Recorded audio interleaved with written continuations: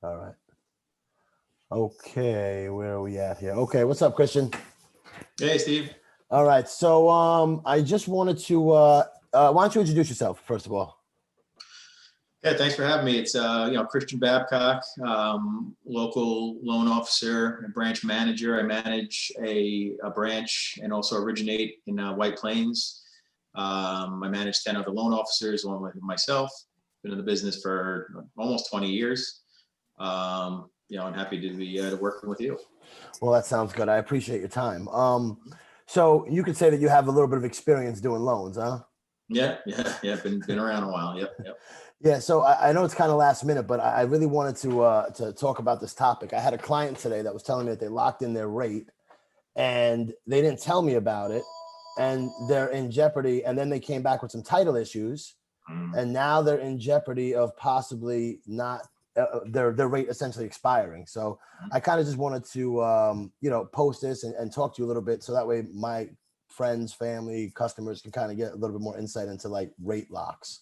Yeah. So yeah. can you just kind of just tell me exactly what a rate lock is? Yeah, so it's definitely something that I get into even as soon as I'm pre-approving people, because people really, there's really not a lot of information out there people could find on their own about how rate locks work.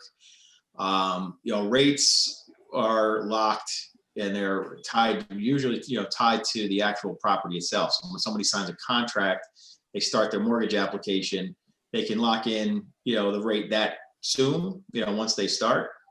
Or they can, float the rate, which is the way I normally do it, up until the very last week before they're actually going to close.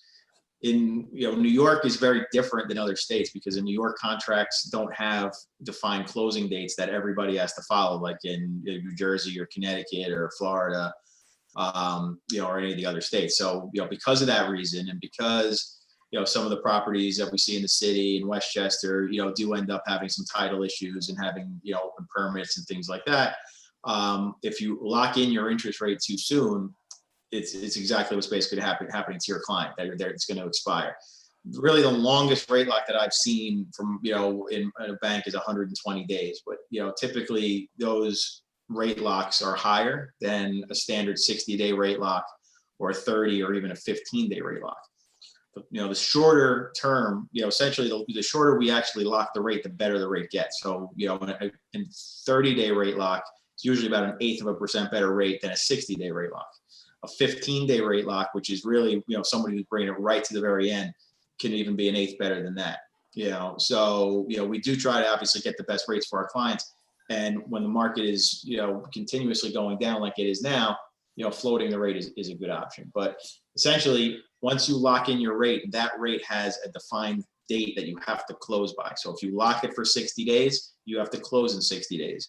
If you don't close in 60 days, some concessions can be made. A lot of times we'll do a 3-day free extension. Sometimes we can even do it up to 7 or 15 days. But that's beyond that, the client's going to be charged. So, and no fees can accumulate. Let me ask you a question before. They're going to get charged, but you keep using the term floating. Is floating a rate the same as locking the rate? Oh, so floating a rate basically means not locking in the rate. So on every application, we have to put an interest rate on the application to generate a payment so the client can be qualified. So if we put a rate on an application of, say, 2.75 today, the market continually gets better. If we don't lock it, that's what's called floating it. Right. So if it's more like an estimate. It's like an estimated. It's exactly. We'll a lot of times put a conservative number on there just in case the market does fluctuate up. We know that they'll still qualify for the loan. We don't want to put them in jeopardy of not qualifying if rates go the other way. But yeah, you can basically choose to lock it or float it. I advise all my clients to float it. Again, unless we're in a volatile market where rates are going up, then we try to make our best effort and, then just close them on time if that's possible. But in a market like we're in now, where since March, all rates have done is go down almost every day.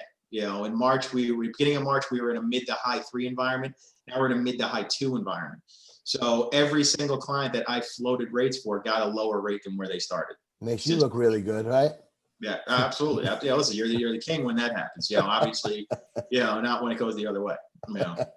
How soon can a rate be locked? Like if somebody says to you, okay, Christian, I just got approved I just got an accepted offer on this house, and we want to close right away. A lot of buyers, what I learned, especially first time home buyers, they think that they're going to be able to close, within 2 weeks. So like how soon after they get that accepted offer, or actually, making it a little easier, once it's a signed contract, an executed contract, how soon can they lock in a rate?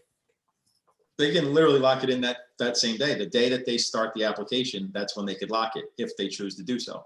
Again, if it was my client, I would advise them not to do that for all the things that we just cited, because there's just too many variables, too many delays that can happen that are no fault of theirs, no fault of ours, no fault of an attorney. A lot of things can happen along the way that can delay that closing. So yeah, 99% of the first time home buyers that I work with also think that, the date that they choose is the date they're going to close. And that's just not the way it works. Do you have any horror stories of people who kind of locked in their rate prematurely?